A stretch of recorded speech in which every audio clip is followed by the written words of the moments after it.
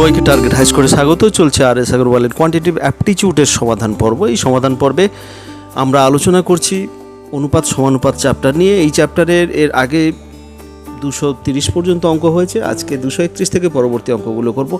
অঙ্কে যাওয়ার আগে যারা যারা এই চ্যানেলে নতুন তাদেরকে অবশ্যই বলবো যে চ্যানেলটিকে সাবস্ক্রাইব করে নাও, কারণ এই ধরনের ভিডিও আসতেই থাকবে যেগুলো প্রত্যেকটা চাকরি পরীক্ষার জন্য অত্যন্ত গুরুত্বপূর্ণ এবং সময় উপযোগী। এবং যারা চ্যানেলের সঙ্গে আছে তাদেরকে বলবো যে চ্যানেলের সঙ্গে থাকার জন্য ধন্যবাদ। এইভাবেই তোমরা সাপোর্ট করে যাও এবং ভিডিওটি যদি ভালো লাগে বন্ধুদের মধ্যে অবশ্যই শেয়ার করো, একটা লাইক করে দিও।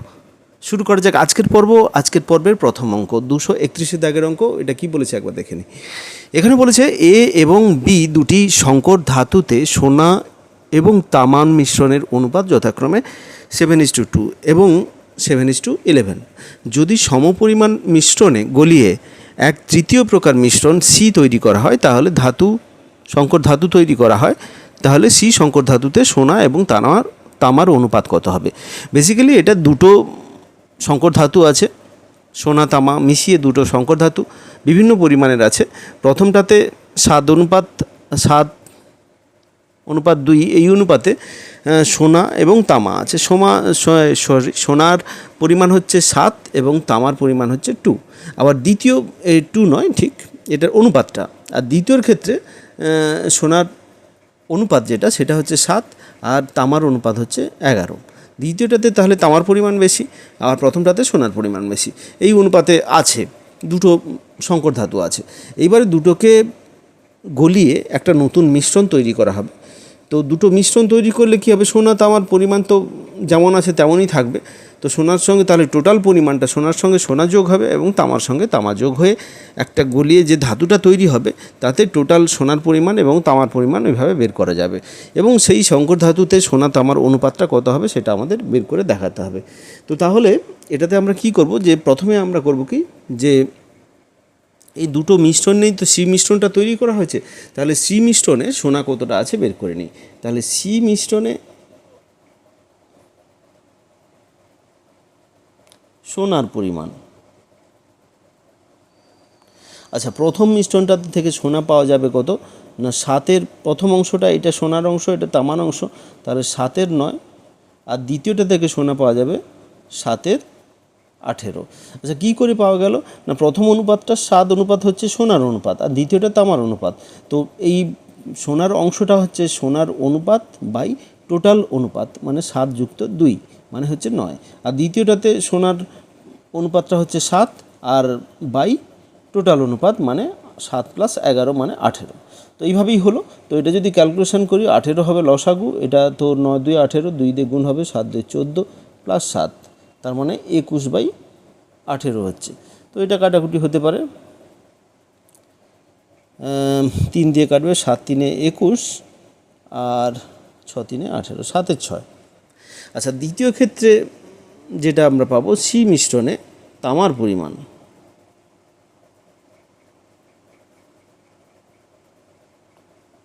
আচ্ছা প্রথমটা থেকে 2-এর 9, আবার দ্বিতীয়টা থেকে পাবো কত 11/18।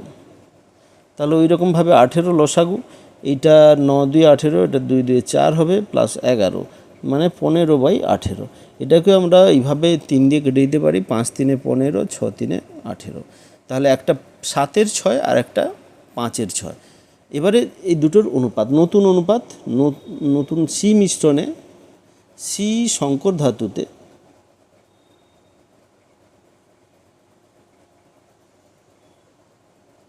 সোনা অনুপাত তামা সমান 7-এর 6 অনুপাত 5-এর 6। তাহলে আমরা 7:5 বলতে পারি। এটা সির দাগের অপশানটা কারেক্ট অপশান। আশা করি বুঝতে অসুবিধা হয়নি, খুব সহজই অঙ্ক, সিম্পল অঙ্ক। জিনিসটা একবার ধরে নিতে পারলে তাহলে কিন্তু এটাতে আর প্রবলেম হবে না। এরপর চলে যাচ্ছি নেক্সট অঙ্কে। নেক্সট অঙ্ক কী বলেছে দেখে নিন। 232 দাগের অঙ্ক। দুটি মিশ্রণে দস্তা এবং তামার অনুপাত 2:1 এবং 4:1। এই দুই প্রকার মিশ্রণ কী অনুপাতে মেশালে, এটা একটা নির্দিষ্ট অনুপাতে মেশাতে হবে, কী অনুপাতে মেশালে ওই মিশ্রণটি তৈরি করলে যেখানে দস্তা এবং তামার অনুপাত 3:1 হবে। এখানে একটা নতুন যে অনুপাতটা, তার অনুপাতটা বের করে এখানে বলে দেওয়া আছে, কিন্তু কী অনুপাতে মেশাতে হবে সেটা আমাদের বের করতে হবে। তো দেখা যাক এটা কেমন করে করা যায়। তো প্রথম যে আমাদের এই যে দুটো অনুপাত দেওয়া আছে, এখানে দুটি সংকর ধাতু আছে। প্রথম প্রকারে 2:1 অনুপাতে দস্তা ও তামা আছে, দ্বিতীয়টাতে 4:1 অনুপাতে দস্তা ও তামা আছে।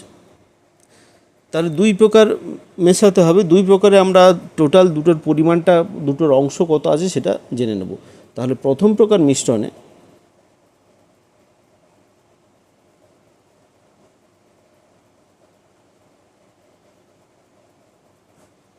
দস্তার পরিমাণ, আমি এখানে অংশে বের করে নেব। দস্তার পরিমাণ এইভাবেই বের করা যায়।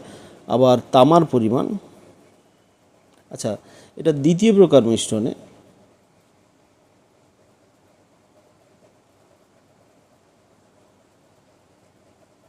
দস্তার পরিমাণ, দ্বিতীয়টাতে দস্তার পরিমাণ হবে কত, 4/5।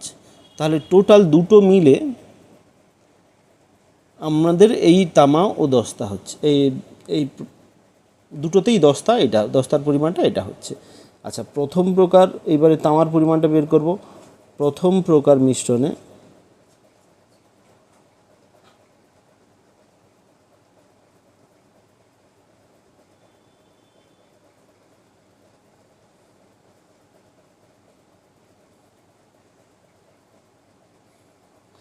প্রথমটাতে তামা, দ্বিতীয় অনুপাতটা হবে 1, এটা তো 1/3। আর দ্বিতীয় প্রকার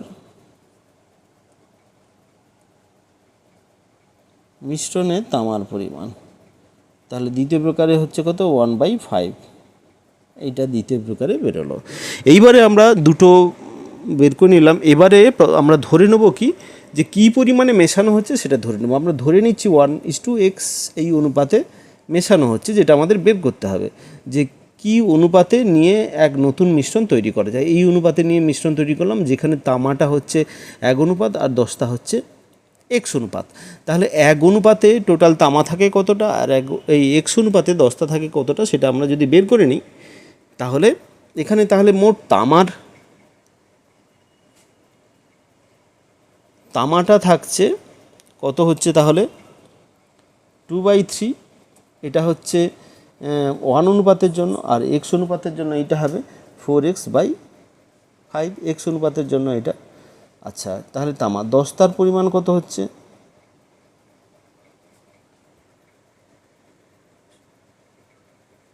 তো এই ক্ষেত্রে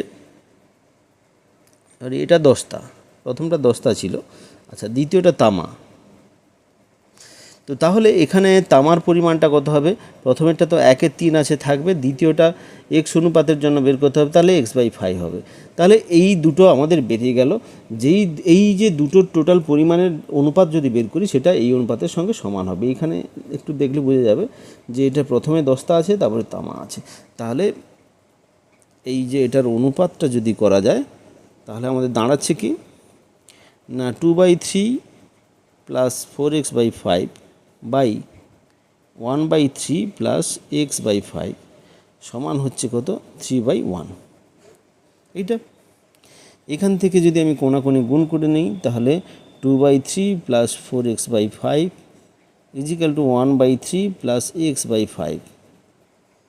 আচ্ছা এক্সগুলোকে এক সাইডে রাখবো, 4x/5 মাইনাস x/5 আর 1/3 মাইনাস 2/3। তো এটা যদি ক্যালকুলেশন করি, এটা আসবে কত, 3x/5, আর পাশে কত যাবে, এক্ষেত্রে এইখানে এই তিনটা এর সঙ্গে গুণ হবে, এইখানে একটা 3 গুণ থাকবে। একটু ক্যালকুলেশনটা একটু ভুল হলো। এইখানে যদি 3টা আমি গুণ করে দিই, এইখান পর্যন্ত থাকলো, তারপরে এখানে যদি ক্যালকুলেশনটা করে নিই, তাহলে 2/3 প্লাস 4x/5 ইজিক্যাল টু, এটা 3 দিয়ে গুণ করলে 1 হবে, প্লাস এটা দ্বিগুণ করলে 3x/5। তাহলে এবারে এখান থেকে এক্সগুলোকে এক সাইডে 4x/5 minus 3x/5 is equal two 1 minus 2/3। এইটা এখান থেকে x/5 সমান হচ্ছে কত, 1 - 2/3 মানে 1/3। তাহলে এখান থেকে আমরা এক্স কত পাচ্ছি, এটা বাই এটা সমান এটা বাই এটা আছে, এক্স সমান আমরা পাচ্ছি কত 5/3।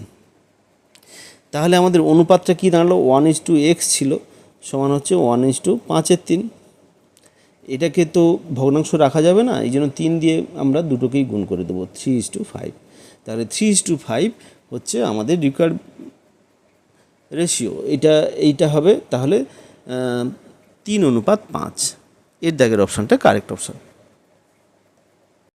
নেক্সট অঙ্ক কী বলেছে দেখে নেই, 234 দাগের অঙ্ক বলেছে দুটি সম আয়তন গ্লাসের একটি অর্ধেক এবং একটি 3/4 দুধ ভর্তি আছে। তারপরে গ্লাসের বাকি অংশ জল দিয়ে ভর্তি করা হলো। দুটি গ্লাসের মিশ্রণ পরে একটি অন্য পাত্রে ঢালা হলো। নতুন পাত্রে দুধ এবং জলের অনুপাত কত হবে? তো এই ধরনের ভাষা যদি বড় থাকে এক্ষেত্রে কি হয় যে প্রথম দিকেরটা পড়তে শেষের দিকেরটা পড়তে শেষের দিক পর্যন্ত যেতে যেতে প্রথম দিকের অংশ ভুলে যেতে পারে।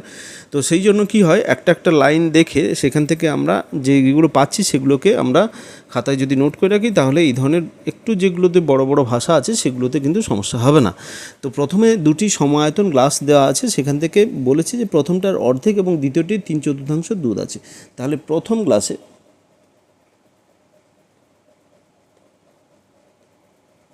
দুধ আছে সমান অর্ধেক মানে হাফ অংশ।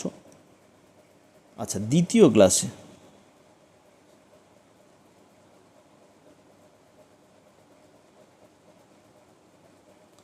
তিন চতুর্থাংশ মানে 4/3 এটা হচ্ছে দুধের পরিমাণ। আচ্ছা, প্রথম গ্লাসে জল আছে কত, তাহলে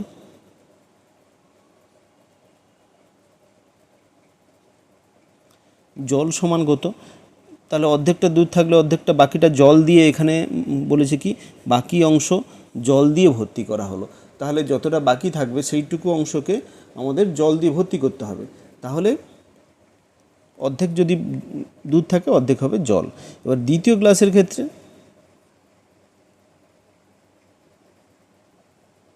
দ্বিতীয় গ্লাসে জল কতটা আছে, 3/4 অংশ আমাদের দুধ আছে। তাহলে জল থাকবে কত, টোটাল অংশ যদি 1 ধরে নিই, 1 - 3/4, তার মানে হচ্ছে 1/4। তো এইটা হচ্ছে জল আছে আর এটা জল আছে, এটা প্রথম গ্লাসে, এটা দ্বিতীয় গ্লাসে। এবারে আমরা দুধ আর জল দুটো আলাদা করে নিলাম। এরপরে যেটা বলেছে দুটি মিশ্রণই একটা পাত্রে ঢালা হলো। একটা পাত্রে ঢাললে কি হবে না, এর টোটাল দুধ আর টোটাল জল দুটোই ওই পাত্রে থাকবে এবং ওইখান থেকেও দুধ আর জলের পরিমাণ পাওয়া যাবে। তাহলে মোট দুধের পরিমাণ নতুন মিশ্রণে মোট দুধের পরিমাণ কত, 1/2 + 3/4 সমান কত হচ্ছে 4 লসাগু হবে। এটায় 2 থাকবে, এটায় 3 থাকবে, মানে 5/4। আর মোট জলের পরিমাণ কত হবে, 1/2 + 1/4। তাহলে 4 ওই একই রকম 4 লসাগু হবে, আর এখানে 2 এখানে 1, মানে 3/4। এবারে যেটা বলেছে যে দুটো তো মেশানো হয়ে গেল, মেশানো হলে জল দুধের অনুপাতটা কত হবে। প্রথমে আছে দুধ, তারপরে জল। তাহলে নতুন মিশ্রণে দুধ অনুপাত জল সমান হচ্ছে 5/4 অনুপাত 3/4। তো 4 অবভিয়াসলি দুটো থেকে নিচের 4টা বাদ যদি দিয়ে দিই তাহলে অনুপাতটা পড়ে থাকবে, বা 4 দিয়ে যদি গুণ করে দিই বোথ সাইড, দুটো অনুপাতকে কিন্তু একই সংখ্যা দিয়ে গুণ করা যায়, সেক্ষেত্রে কোনো সমস্যা নেই। তো এখানে ডির দাগের অপশানটা কারেক্ট অপশান, 5:3।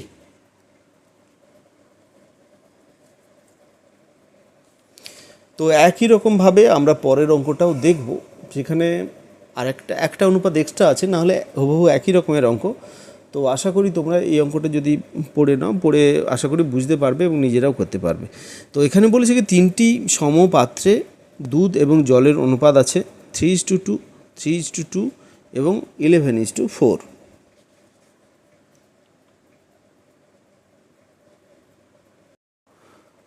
তো এক্ষেত্রে যে বলেছে কি এই 3 প্রকার মিশ্রণ একসঙ্গে মেশানো হলো মেশানোর পর দুধ এবং জলের অনুপাত কত। একই রকমের তিনটে মিশ্রণকে আমরা আলাদা করে নেব, জল আর দুধকে।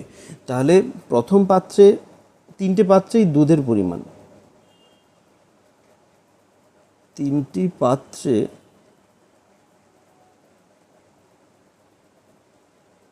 পাত্রের মোট দুধের, আমি আর আলাদা আলাদা করে লিখছি না, আগের অঙ্কটাতে করা হয়েছে সেই রকমভাবেই হবে। তো এখানে যেহেতু প্রথমে দুধ আছে, তাহলে প্রথম যে অনুপাতটা সেটা দুধের পরিমাণ, তাহলে এটা দুধের অংশ হবে কত, 3 টোটাল অনুপাত 3/5। প্রথমটা 3/5, দ্বিতীয়টাতে থাকবে 3 ওই একই রকমের 3/5, আর তৃতীয়টাতে থাকবে কত, 11/15। এটা যদি আমি যোগ করে নিই তাহলে 15 লসাগু হবে, এটা 3 দিয়ে গুণ, এটা 9 হবে, এটাও 9 হবে, আর এটা 11, মানে 18 + 11, 18 + 11 29/15। আচ্ছা, তিনটি পাত্রে মোট জলের পরিমাণ, প্রথমটা 2/5, দ্বিতীয়টা ওই একই রকমভাবে 2/5, আর তৃতীয়টা 4/15। এই তিনটে যদি ক্যালকুলেশন করি 15 লসাগু হবে, 5 3 15,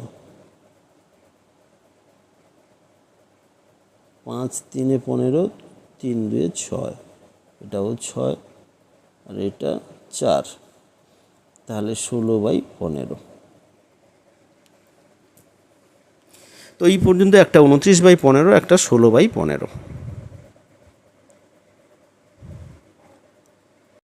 তাহলে এক্ষেত্রে আমরা দেখব কি মোট, তাহলে মেশানোর পরে দুধ ও জল এর অনুপাত হচ্ছে কত, 29/15 = 16/15, তাহলে 29/16। কিন্তু কোনোটায় অপশান, এখানে যতগুলো অপশান আছে কোনোটাই মিলছে না। তো এই ক্ষেত্রে একটু সমস্যা হচ্ছে কি, এখানে যে এই যে 3:2, 3:2 আর 11:4 আছে, এইখানে এই মাঝের অনুপাতটা একটু ভুল আছে। সেই জন্য ভুল আছে বলতে, এই ভুল সেরকমেরভাবে নেই যে অপশানগুলো যদি আমি মেলাতে চাই তাহলে ভুল হবে, না হলে কিন্তু অঙ্ক যেমন আছে তেমনি ঠিক আছে। একে ক্যালকুলেশন করলে এটাই উত্তর বেরোবে, এখানে অপশান তাহলে চেঞ্জ করতে হবে। আর অপশানগুলো যদি মেলাতে চাই তাহলে এইটা চেঞ্জ করতে হবে। এটা চেঞ্জ করে কি করতে হবে না, ওইটা যেটা আছে প্রথমটা 3:2 থাকলো, দ্বিতীয়টা যেটা হবে সেটা হবে 7:3। এটা যদি 7:3 করি তাহলে কিন্তু এই উত্তরগুলোর মধ্যে একটা উত্তর হবে। দেখে নিই, ওটা 7:3 করে একবার ক্যালকুলেশন করে নিই, যাতে করে বুঝতে সুবিধা হয়। তাহলে প্রথমেরটা 3/5 তো থাকলো, প্রথমে এই দুধের পরিমাণটা 3/5 থাকলো। এটা যদি 7:3 হয় তাহলে এটাতে দুধের পরিমাণ কত হবে, 7/10। এটা দুধ, এটা জল, 7/10। তারপর এটা যেমন আছে তেমন থাকবে, 11/15। তাহলে এইটার যদি আমি ক্যালকুলেশান করি, এই ক্যালকুলেশানটা দাঁড়াবে কত না, 61/30। অনুরূপভাবে দ্বিতীয়টার ক্ষেত্রে যদি আমি ক্যালকুলেশান করি, সেটাতে প্রথমটা মোট জলের পরিমাণ 3/5, তারপরে এটাতে 3/10, আর লাস্টেরটাতে 4/15। তাহলে এটা ওই একই রকমভাবে এটা লসাগু আমরা পাবো কত, 30। এটা ক্যালকুলেশন করলে হবে 29/30। তাহলে একটা এটা পাচ্ছি, একটা এটা পাচ্ছি। এইবারে যদি দুধ আর এর অনুপাতটা বের করি সেটা হবে 61/29। তাহলে সিট দাগের অপশানটা তখন কারেক্ট হচ্ছে। তো এখানে এই সেকেন্ড অপশানটা ভুল আছে, এটা 7:3 হবে। তো এমনি দেখতে গেলে অঙ্ক কিন্তু কোনো কিছুই ভুল নাই। সেক্ষেত্রে আমরা অঙ্ক যেমন আছে তেমনিভাবে করতে গেলে এর অপশানগুলো কিন্তু কোনোটাই ম্যাচ করছে না, অপশানগুলো তাহলে ভুল হচ্ছে। কিন্তু অপশান মেলাতে গেলে এখানে এইটাকে চেঞ্জ করে ওখানে 7:3 যদি করি তাহলে অপশান মিলে যাবে। তো আশা করি বুঝতে কোনো অসুবিধা হলো না। চলে যাচ্ছি নেক্সট অঙ্কে। নেক্সট অঙ্ক 236 দাগের অঙ্ক। এটা বলেছে কি যে এ, বি এবং সি তিনটি পাত্রে দুধ ও জলের অনুপাত যথাক্রমে 1:5, 3:5 এবং 5:7। যদি ওই তিন পাত্রের ধারণ ক্ষমতার অনুপাত 5:4:5 হয়, তাহলে তিন পাত্রের মিশ্রণ একত্রে মেশালে দুধ ও জল কত থাকবে। তো এখানে যেটা হচ্ছে যে ধারণ ক্ষমতা মানে কি, ওর যে আয়তনটা, যত পরিমাণে জল ওখানে ধরতে পারে, তো তরল ধরতে পারে, সেটা হচ্ছে কি 5:4:3। প্রথম পাত্রে তাহলে 5 অনুপাত, দ্বিতীয় পাত্রে 4 অনুপাত, তৃতীয় পাত্রে 5 অনুপাত। এটাকে আমরা এক্স দিয়ে যদি গুণ করি 5x 4x আর 5x, এই অনুপাত মিশ্রণ ধরে তিনটি পাত্রে। আমি এটা লিখে নিচ্ছি। তো এ পাত্রে ধরে হচ্ছে 5x, বি পাত্রে ধরে 4x, আর সি পাত্রে ধরে কত না 5x। তো এইবারে যেটা আমাদের বের করতে হচ্ছে যে এ পাত্রতে দুধের অংশ আছে কত, প্রথমটা দুধ তারপরে জল, দুধের অংশ আছে 1/6, এটা যদি অংশ বের করি। দ্বিতীয়টাতে আছে কত 3/6, 3/8, আর তৃতীয়টাতে আছে 5/12। তো এটা তাহলে এই পরিমাণে এই যে 5x-এ কতটা আছে সেটা বের করতে হবে। তাহলে এ পাত্রে দুধ আছে কত 5x গুণিতক তার যে অংশটা, মানে এ পাত্রে দুধের অংশ আছে 1/6, এইটা লিটার, এটা এত লিটার, এত লিটার, এত লিটার।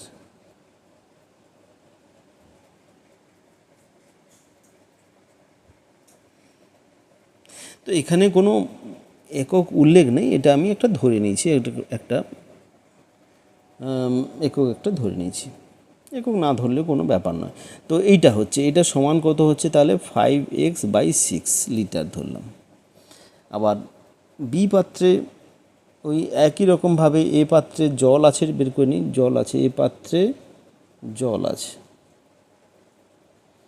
সমান 1 থেকে আমি যদি, আচ্ছা মোট ধরে কত 5x লিটার।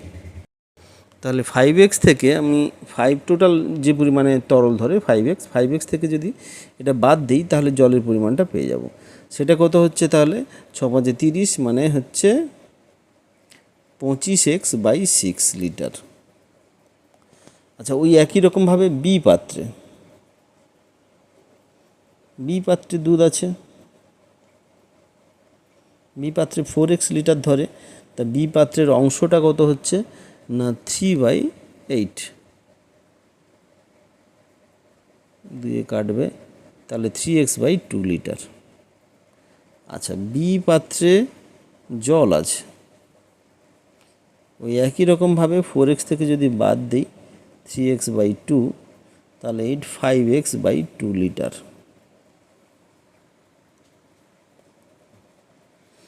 আচ্ছা সি পাত্রে দুধ আছে, আচ্ছা সি এর এখানে 5x পরিমাণ আছে, সেখান থেকে এর অংশটা কত ছিল 5/12, তার মানে 25x/12 লিটার, এটা হচ্ছে দুধের পরিমাণ। আর সি পাত্রে জলের পরিমাণ 5x - 25x/12, 12 লসাগু হচ্ছে 12×5 = 60, 60 - 25, তার মানে হচ্ছে কত 35।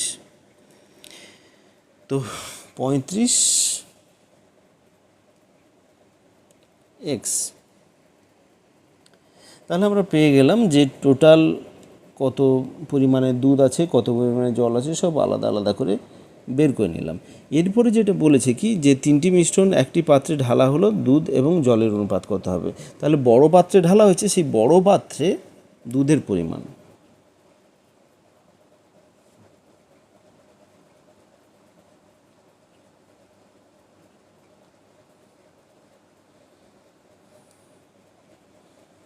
(5x/6) প্রথমটা হয়ে গেল, তারপরেরটা কত আছে +3x/2, দ্বিতীয়টা হয়ে গেল, তারপরেরটা কত আছে 25x/12, এইটা। এবারে 12 হবে লসাগু, এটা 10x থাকলো, এটা ছয় দিয়ে যাবে, 6 × 3 = 18x, আর এটা 25x। তো 35 + 18। তো তাহলে এটার ক্ষেত্রে আমাদের 53x/12। আবার জলের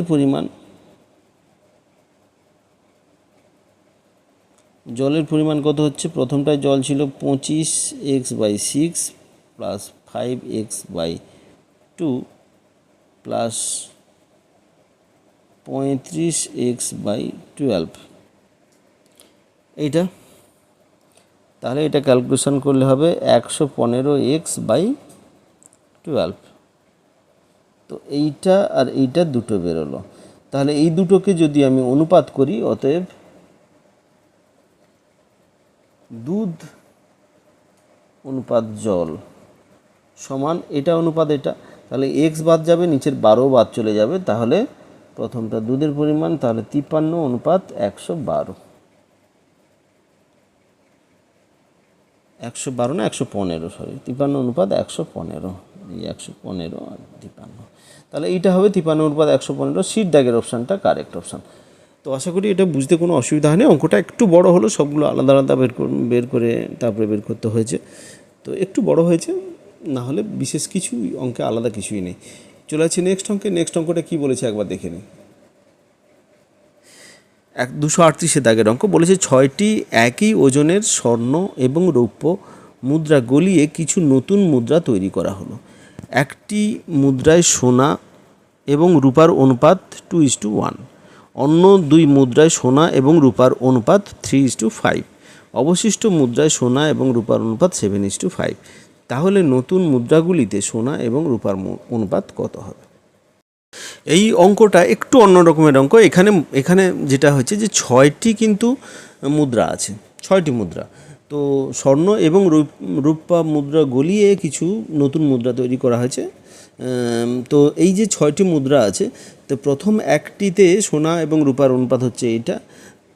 তারপরে অন্য দুইটি মুদ্রায়, এটা দুইটি মুদ্রার ক্ষেত্রে কিন্তু 3:5। আবার অবশিষ্ট মুদ্রা মানে আর কটা আছে? আর তিনটার ক্ষেত্রে, শেষ তিনটার ক্ষেত্রে 7:5। তো এইভাবে আছে। তো প্রথমটা যেটা অনুপাতটা একটার জন্য, দ্বিতীয় অনুপাতটা দুটোর জন্য প্রযোজ্য, তৃতীয় অনুপাতটা তিনটের জন্য প্রযোজ্য। এইটা খেয়াল রাখতে হবে। কিন্তু মোট 6টি মুদ্রা আছে। তো এইভাবে আমাদের 6টি মুদ্রার, তাহলে এইটার যে আমি অংশটা নেব সেটা একবার করে হবে, এর যে অংশটা নেব সেটা দুবার করে যোগ করতে হবে, আর এর লাস্টের যে অংশটা নেব প্রত্যেকটা 3বার করে যোগ করতে হবে। 3বার করে যোগ না করে 3 দিয়ে গুণ করব, দ্বিতীয়টা 2 দিয়ে গুণ করব, প্রথমটা 1 দিয়ে গুণ করব। এইভাবে আমাদের টোটাল সোনা এবং মুদ্রার পরিমাণটা আমরা আলাদা করে তার অনুপাতটা করে নিতে পারি। তাহলে নতুন যে মুদ্রা হচ্ছে, নতুন মুদ্রাতে সোনা আছে সমান, কত সোনা আছে না, প্রথমটা এর অংশ হচ্ছে 2/3 সোনার অংশটা, প্রথমটা সোনার অংশ, এটা 2/3, এটা 2/3 গুণিতক 1 করলাম। দ্বিতীয়টাতে কি আছে না, সোনার পরিমাণ হচ্ছে 3/8, 3/8 গুণিতক 2 করলাম। আবার তৃতীয়টাতে কটা আছে? তৃতীয়টাতে 3টা আছে অবশিষ্ট, এটা 2টো, এটা 1টা, মোট 3টা, মোট 6টা ছিল, তাহলে অবশিষ্ট হচ্ছে 3টা। সেই 3টে কটা, এখানে সোনার অংশটা কত? 7/12, 7/12 গুণিতক 3, এইটা। এবারে এটাকে যদি ক্যালকুলেশন করে দেখব এটা কত হয়। তাহলে গুণ করলে 2/3 প্লাস এটা 4 হয়ে যাবে, 3/4 প্লাস 4 3 12, 7/4। তো তাহলে এটা যদি ক্যালকুলেশন করি 19/6 অংশ। আচ্ছা, সোনা হয়ে গেল। এবারে রূপা বা রূপার পরিমাণ কত হবে?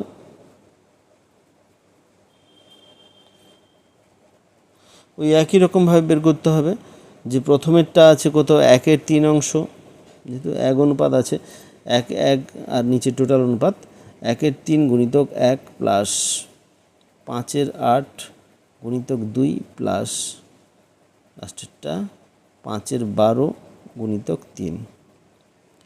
এইটা তাহলে এটাকে কাটাকাটি করলে 1-এর 3 থাকছে, এটা 4-এ কেটে যায়, 5-এর 4 যুক্ত 4-3 12, 5-এর 4, তাহলে এটা দাঁড়াবে কত? 17/6। তাহলে প্রথমটা 19/6 আর পরেরটা 17/6।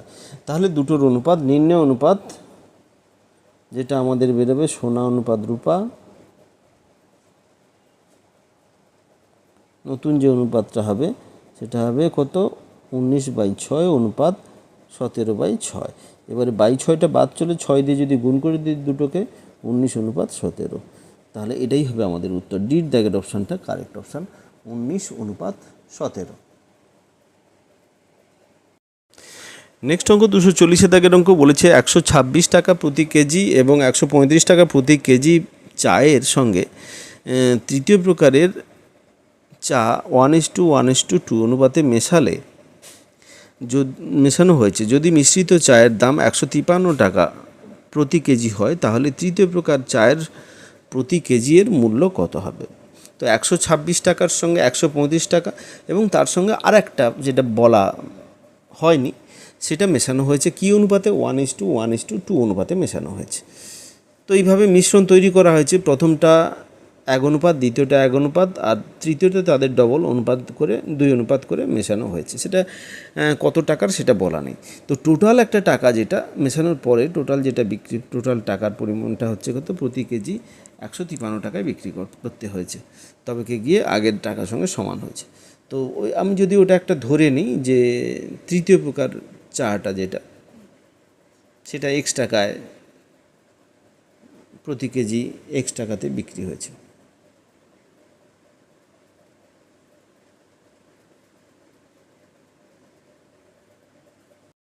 তো এটা এইভাবেই করব যে এখানে 3 প্রকার চায়ের মূল্য, 3 প্রকার চা এত অনুপাতে মেশানো হয়েছে।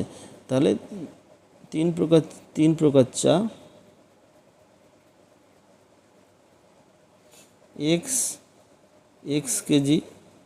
x কেজি ও 2x কেজি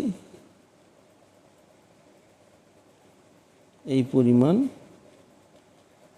নেওয়া হলো।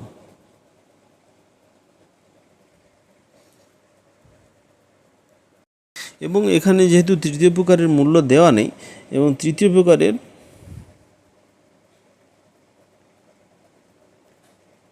চায়ের মূল্য ধরে নেওয়া হচ্ছে y টাকা পার কেজি, তাহলে 126 টাকা x কেজি মানে 126x টাকা হচ্ছে। আচ্ছা, 135 টাকার x কেজি, তাহলে 135x এটা হলো। আর তারপরেটা যত আছে আমি y টাকায় ধরেছি, তাহলে 2x কেজি y টাকায় হচ্ছে পার কেজি, তাহলে 2xy হচ্ছে মোট দাম। তো এই তিনটে যদি যোগ করি তাহলে এটা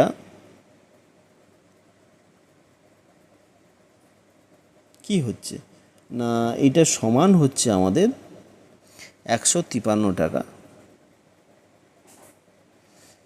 153 টাকা এটা বিক্রি হচ্ছে।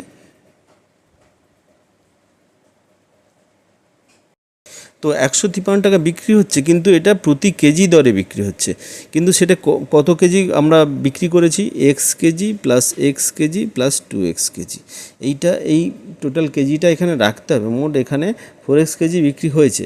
তো 4x কেজির দাম এটা হয়েছে, এটার ক্ষেত্রেও এটা প্রতি কেজি হিসেবে এই দামটা, তাহলে 4x কেজির দাম হচ্ছে এইটা। তো এবারে আমরা ক্যালকুলেশন করব। এবারে ক্যালকুলেশন করলে আমাদের বোথ সাইডকে সেখান থেকে আমরা XY-এর একটা সম্পর্ক পাবো। দেখে নিই এটা কি হচ্ছে না, এইভাবে যদি আমি ক্যালকুলেশন করি তাহলে এটাতে দেখব কি না, 261x প্লাস 2xy সমান দাঁড়াচ্ছে কত? 612x। এখান থেকে যদি আর একটু ক্যালকুলেশন করে নিই যে ওয়াইটাকে এক সাইডে আনি, 2y, আচ্ছা এক্সটা তো বাদ দিয়ে দিলাম টোটাল, যেহেতু x not equal to 0, both side common নিয়ে এক্সকে বাদ দিয়ে দেওয়া হলো। তাহলে এখানে 261 প্লাস 2y ইজিক্যাল টু 612। তাহলে 612 মাইনাস 261/2, এটা ওয়াই সমান বাই 2। তো এবারে এটাকে যদি ক্যালকুলেশন করি তাহলে এটা আমাদের কি দাঁড়াচ্ছে একবার দেখে নিই। 351/2, এবারে এটাকে করলে 175.50। তাহলে ওয়াইয়ের মানটা দাঁড়াচ্ছে 175 টাকা 50 পয়সা। এটা কি হচ্ছে, ওয়াইটা কি ধরেছিলাম, তৃতীয় প্রকারের চায়ের মূল্য। তাহলে তৃতীয় প্রকারের চায়ের মূল্য পার কেজি কত ছিল না, সেটা হচ্ছে এইটা, সিট দাগের অপশানটা কারেক্ট অপশান। আশা করি এটা বুঝতে কোনো অসুবিধা হলো না। এই অঙ্কটার ক্ষেত্রে এখানে যেটা বলা আছে যে পাত্রে দুধ পূর্ণ ছিল, একটা পাত্রে দুধ পূর্ণ ছিল, তাতে 10 লিটার দুধ তুলে না হলো, সেখানে তার পরিবর্তে জল দেওয়া হলো। পাত্রের ধারণ ক্ষমতা আছে 50 লিটার। তাহলে 50 লিটার একটা পাত্রে পুরোটাতেই, এই যে ধরো 50 লিটার একটা পাত্র, এটা 50 লিটার পুরোটাতেই দুধ আছে এটা। এইবারে এটাতে কি করা হলো, 10 লিটার এখান থেকে 10 লিটার তুলে দেওয়া হলো, এটা 40 লিটার আর 10 লিটার, 10 লিটার তার পরিবর্তে জল ঢালা হয়েছে। তাহলে এটা এইটা দুধ আছে 4:1 অনুপাতে জল আর দুধ আর জল আছে। এরপরে এখান থেকে আবার 10 লিটার তোলা হলো, এটা দুটো মিশে যাবে, এটা একদম আলাদা আলাদা থাকবে না, দুটো মিশে যাবে ওই 10 লিটারে। এরপরে যে 10 লিটার তোলা হলো, এটা কি অনুপাতে আছে, দুধ, দ্বিতীয়টাতে দুধ ও জলের অনুপাতটা কত হবে না 4:1। এইবার এখান থেকে 4:1 অনুপাত আছে, তাহলে দুধের অংশ হবে 4/5 আর জলের অংশ হবে 1/5।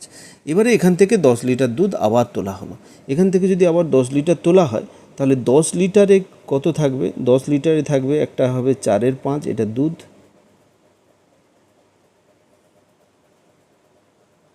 আট লিটার, আর জল অবভিয়াসলি যেটা হবে 2 লিটার।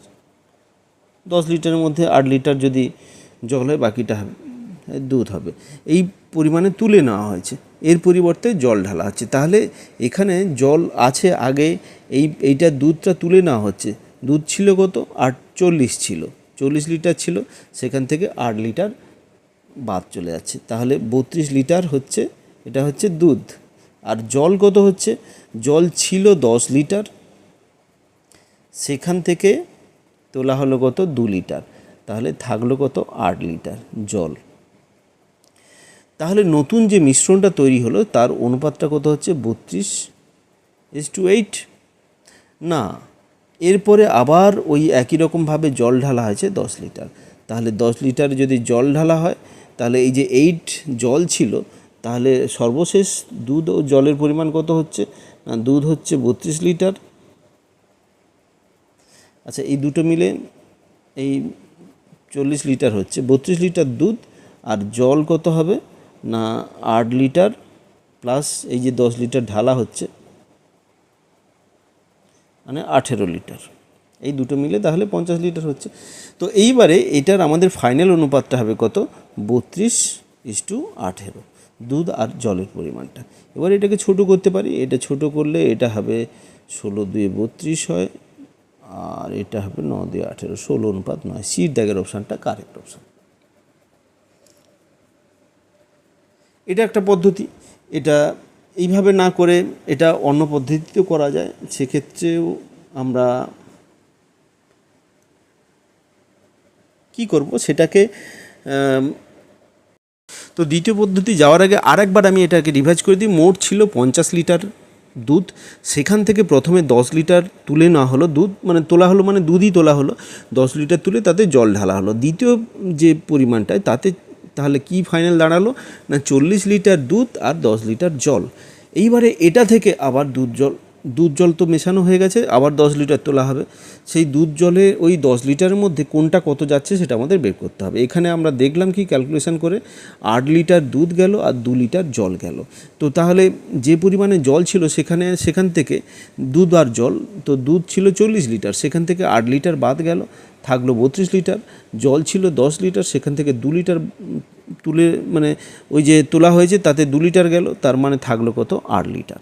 এইবারে তার পরিবর্তে সম্পূর্ণটাই জল ঢালা হচ্ছে, তাহলে জল এলো 10 লিটার, যোগ হবে জল এক্সট্রা হবে, এই জলের সঙ্গে আবার 10 লিটার যোগ হবে, তাহলে এটা 32 থাকলো, এটা 10 যোগ হয়ে এটা হবে 18।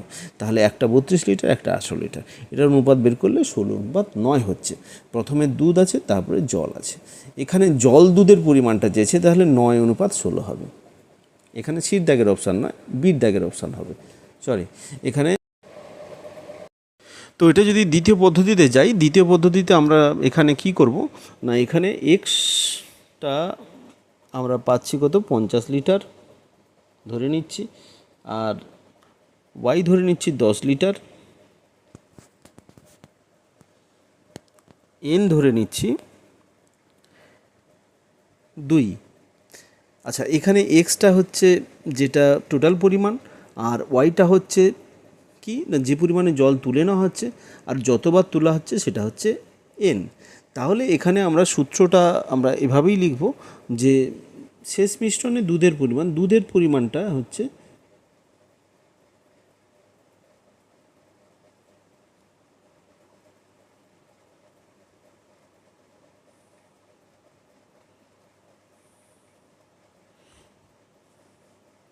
পঞ্চাশ গুণিতক 1 মাইনাস 10/50 হোল টু দি পাওয়ার 2। তো এইটা সাধারণত আমরা দেখে থাকি যে সুদের অঙ্কে, যেটা চক্রবৃদ্ধি সুদ, তার ক্ষেত্রে এটা ব্যবহার করা হয়, বা ওই ধরনের যে অঙ্কগুলোতে দেখা যায় যে একই জিনিস বারবার রিপিট হচ্ছে সেইটাতে ব্যবহার করা হয়। এখানেও রিপিট হয়েছে, দুবার একই রকমভাবে জল তোলা হচ্ছে, মিশ্রণ তোলা হচ্ছে, জল বললে ভুল হবে, মিশ্রণ তোলা হচ্ছে, তার পরিবর্তে জল ঢালা হচ্ছে। তো এইখানে টোটাল শেষ পর্যন্ত তাহলে দুধের পরিমাণ হবে এটাকে যদি আমি ক্যালকুলেশন করি তাহলে এটা দাঁড়াবে কত, এটা 0 যদি কেটে দিই, 1/5, 1 মাইনাস 1/5 মানে 4/5, 4/5 হোল স্কোয়ার আছে, তাহলে 50 গুণিতক 16/25, এটা কেটে গেলে 2 হবে, তাহলে 16 দিয়ে 32, তাহলে 32 লিটার হচ্ছে আমাদের দুধের পরিমাণ। তাহলে জলের পরিমাণ কত হবে, মোট হচ্ছে 50 লিটার, তাহলে জলের পরিমাণ কত হবে, শেষ যে মিশ্রণ তাতে জলের পরিমাণ হবে সমান হচ্ছে 50 মাইনাস 32, তার মানে 18 লিটার। তাহলে এখানে জল পাচ্ছি 18 লিটার আর দুধ পাচ্ছি 32 লিটার। তাহলে শেষে জল অনুপাত দুধ শেষ মুহূর্তে যেটা আমরা পাচ্ছি 18:32, তার মানে এটা হবে 9:16। এটাই আমাদের উত্তর, 9:16। বির দাগের অপশানটা কারেক্ট অপশান। তো এটা 2 রকমের পদ্ধতি আছে, 2 রকম পদ্ধতিতে যে কোনোভাবেই করা যেতে পারে, যেটা সহজ মনে হয় সেটাই করাই উচিত। তো আজকে এই পর্যন্তই। যে অঙ্কগুলো হলো আশা করি বুঝতে কোনো অসুবিধা হয়নি। প্রথম থেকে শেষ পর্যন্ত ভিডিওটি দেখবে, তাতে করে এই টাইপের যে অঙ্কগুলো, এই টাইপের সমস্ত অঙ্কগুলো কিন্তু এখানে করা হলো, তো বুঝতে কোনো অসুবিধা হবে না। তো যদি ভিডিওটি কাজের লাগে এবং মনে হয় ভালো লাগে, তো সেই ক্ষেত্রে অবশ্যই বলবো যে একটি লাইক করে দিও এবং বন্ধুদের মধ্যে অবশ্যই শেয়ার করো। আজকে এই পর্যন্ত, পরবর্তী ভিডিওতে আবার দেখা হবে।